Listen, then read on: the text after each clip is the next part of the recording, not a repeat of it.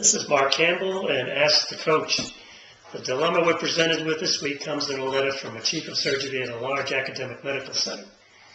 The chief was asked to speak at a fundraiser. The fundraiser was to be followed by cocktails and dinner. Unfortunately, the chief got caught up in his own thoughts, his own passion, his own excitement about his topic, and plodded on and on and on. When he was finished with his speech, his boss came up to him and was very upset and said to him, "You need to learn how to read an audience." While he was speaking, people were checking out their watches and they were wiggling in their seats. They couldn't wait to get to cocktails and dinner. You should have truncated your speech when you saw that happening. So what could the chief have done differently? Two things. Two clusters, one suggestion before and one during the presentation. Before the presentation, if there was a coffee session or cocktails or some way to meet with the audience, he could check out their interest in the topic. Are they oppositional? Are they enthralled with the subject? Are they pumping his hands telling him how great he is and how much they're looking forward to the speech?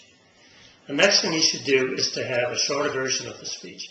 If he's reading the audience and determines that they're totally out of it, not interested at all, staring at their watches, he should shorten the speech, use his abbreviated speech, and they'll love him for it.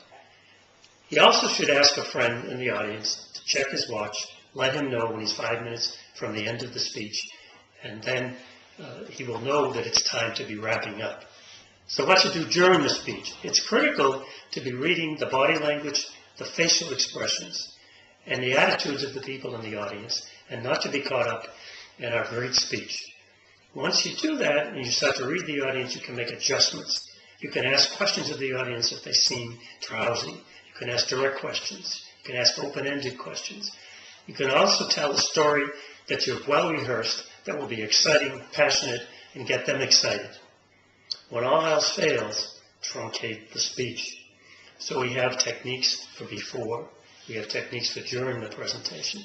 If you follow these tips, no one will ever say to you, "You need to learn to read the audience." This is Mark Campbell. Until the next time, good luck.